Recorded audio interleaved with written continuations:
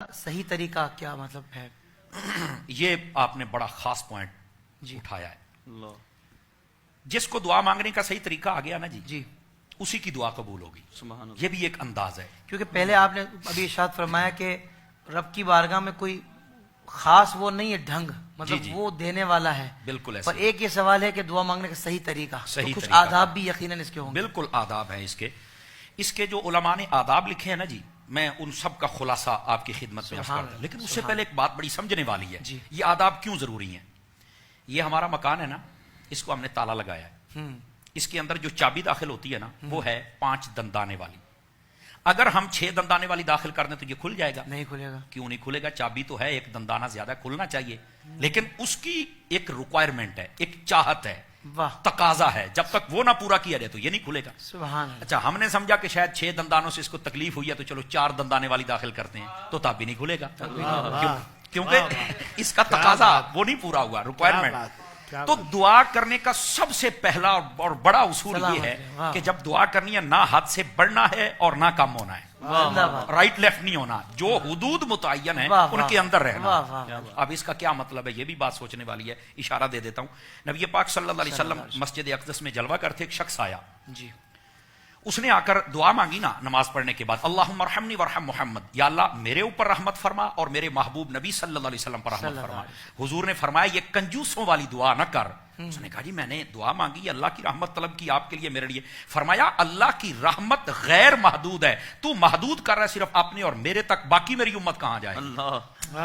تو فرمایا جب مانگنی ہے تو پھر اس کو کلوز نہ کر یار، آپ ہاتھ سے نیچے نہ آئیں یار، تھوڑا سا کھل کے بات کریں نا. مانگ کیسے رہے ہو اور مانگتے ہو جناب تھوڑا تھوڑا کر کے، یہ کون سی بات ہوئی؟ تو آقا صلی اللہ علیہ وسلم نے فرمایا نہیں. اس نے کہا پھر کیا کروں؟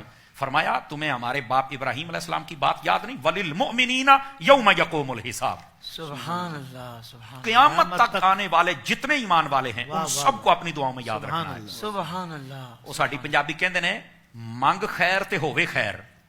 اس کا مطلب یہ کسی کے لیے بھلا طلب کر تو اللہ تیرا بھلا فرمائے. تو اس لیے پہلی بات یہ ہے. دوسری بات کہ حد سے بڑھنا بھی نہیں ہے. جی مثال کے طور پر کوئی بندہ دعا کر رہا ہے اور دعا کرتے کہتا ہے یا اللہ مجھے نا جنت کا دائیں جانے والا ایک محل دے دے بس. یہ بعض روایتوں میں یہ بھی صوفیاء نے لکھا ہے کہ ایک دعا کر رہا تھا، اس نے یہی کہا جنت میں بس دائیں جانے والا ایک محل مجھے دے دے، مجھے اور کچھ نہیں چاہیے. تو اسے فرمایا گیا کہ تو کیوں حد سے بڑھ رہا ہے؟ مانگنی ہے تو جنت مانگ، اور طلب ہے تو فردوس مانگ. بس اس میں اللہ سے سودے بازی نہ کر کہ مجھے صرف ایک محل دے. ہو سکتا ہے تیرے مقدر میں 10 محل ہوں اور تو اپنے آپ کے لیے خود کمی کر رہا ہے. تو دعا کرتے وقت نہ رائٹ نہ لیفٹ، سبحان اللہ. نہ حد سے بڑھنا ہے نہ کم آنا ہے. یہ سب سے پہلا تقاضا ہے. سبحان اب دعا کرنے کا دوسرا تقاضا ہے جب دعا کی جائے نا اس وقت اپنے ہاتھوں کی ہتھیلیوں کو سیدھا رکھنا چاہیے. سبحان اللہ. ہمارے یہاں بس اوقات یوں چڑھا لیتے ہیں یا یوں بیٹھے ہوتے ہیں بڑے عجیب و غریب انداز کے ساتھ. یہ ضروری نہیں کہ ناظرین سنیں گے تو آج ہی ان کا دعا کرنے کا طریقہ درست ہو جائے گا. یہ توجہ کریں گے تو انشاءاللہ ٹھیک ہو جائے گا. کوشش کرنے سے. اچھا دعا کے لیے ایسے ہاتھ. اچھا بس اوقات سوال ہوتا ہے پھر یوں کریں یا یوں کریں، ملا کے یا چھوڑ. ہاتھ ایسے ملا کر بھی سنت ہے، ہاتھ کھول کر بھی سنت ہے، اور ہاتھوں کو ایسے اٹھانا کہ یہ بغل کی سفیدی نظر آ جائے، ایسے اٹھانا یہ بھی میرے محبوب نبی صلی اللہ علیہ وسلم کی سنت ہے. تو یہ ہاتھ چونکہ یہ جو دعا کی جاتی ہے نا اس وقت ہتھیلیوں کا قبلہ آسمان ہوتا ہے. واہ واہ واہ. یہ ایک روایت کا مفہوم آپ کو سنا رہا ہوں. اس واسطے اپنے ہاتھ سیدھے ہونے چاہیے. اور ویسے بھی آپ دیکھیں یہاں پر ایک عقلی دلیل بھی ہے. آپ کسی کے دروازے پہ جاتے ہیں مانگنے کے لیے، اگر آپ اپنا ہاتھ الٹا کر لیتے ہیں تو وہ دے دے گا آپ کو؟ نہیں دے گا. تو ہاتھ سیدھا رکھیں گے یا ہاتھ آپ ایسے کر لیں تھوڑا سا تو وہ بھی نہیں دے گا. تو اس لیے اگر وہ دنیا والا یہ دیکھتا ہے کہ برتن سیدھا ہونا چاہیے تو رب بھی تو دیکھ رہا ہے نا کہ اس کے ہاتھ تو سیدھے ہونے چاہیے نا. تو بالکل یہ دوسرا، پہلا حد سے بڑھنا اور کم نہیں آنا، اور دوسرا اپنے ہاتھوں کی ڈائریکشن اور سمت اس کو درست رکھنا ہے. تیسری بات جب مانگنا ہے نا تو توجہ سے مانگے. بہت پیاری بات ہے.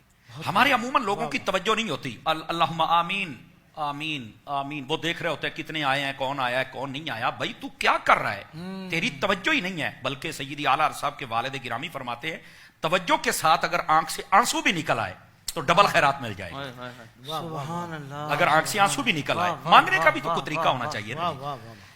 فرمایا کہ دعا کرتے وقت توجہ بھی کرے، روئے بھی صحیح، انتہا درجے کی عاجزی کرے. جی बावुजू होकर किबला रुख बैठकर दो जानू बैठ जाए, या अगर ज्यादा देर नहीं बैठ सकता तो बेशक जैसा तरीका उसे मुनासिब लगे वैसे दुआ करे। और फरमाया अगर सजदे में गिर कर करे तो फरमाया ये तो अल्लाह की जात का बड़ा कुर्ब हासिल करके दुआ कर। सुभान अल्लाह। तो ये तीसरी बात है कि तवज्जो के साथ दुआ करनी चाहिए कि मैं दुआ कर क्या रहा हूं। और इसी के ज़िमन में फरमाया कि जब तवज्जो से दुआ करे ना तो अपनी तबीयत पर भी गौर करे कि कहीं मेरे ऊपर सुस्ती तो गालिब नहीं आ रही, नींद तो नहीं आ रही। अगर आ रही है तो दुआ मुलतवी कर दे। बस जब दुआ मुलतवी कर देगा तो जब वक्त आए तो फिर उस वक्त मांग ले, फरमाया उसी वक्त खत्म कर दे। ये तीसरी बात। चौथी बात, दुआ जब मांगे ना तो इस यकीन से मांगे कि मुझे मिलेगा। सुभान अल्लाह। हमारे यहाँ जब बच्चों के पेपर होते हैं ना तो उस वक्त आ जाते हैं सुबह नमाज पढ़ने के लिए, हजरत दुआ फरमा देना बच्चों के पेपर हैं आज रिजल्ट अनाउंस होने वाला है, दुआ कर दें। हालांकि सबसे ज्यादा दुआ जो कबूल होती है वो बाप की होती है। अल्लाह अल्लाह। फरमाया 3 दुआएं रद्द नहीं होती, उनमें से पहला वालिद की दुआ अपनी औलाद के हक में है, मजलूम की दुआ है, मुसाफिर की दुआ है। सुभान अल्लाह। तो कहने का मकसद ये है कि आप नहीं दुआ करते दूसरे को, ये मना नहीं है, इस पर भी हम आगे कलाम और करेंगे। हमारे यहाँ वालिद से सिर्फ पैसे लेते हैं, दुआ नहीं पैसे लेते। लेने हैं, दुआ नहीं लेते हैं। वालिद वालदा की दुआ बहुत ज्यादा कबूल होती है। ये एक अलग मौजू है और हमारे मौजूआत में है, जब आएगा तो इंशाल्लाह नाजरीन को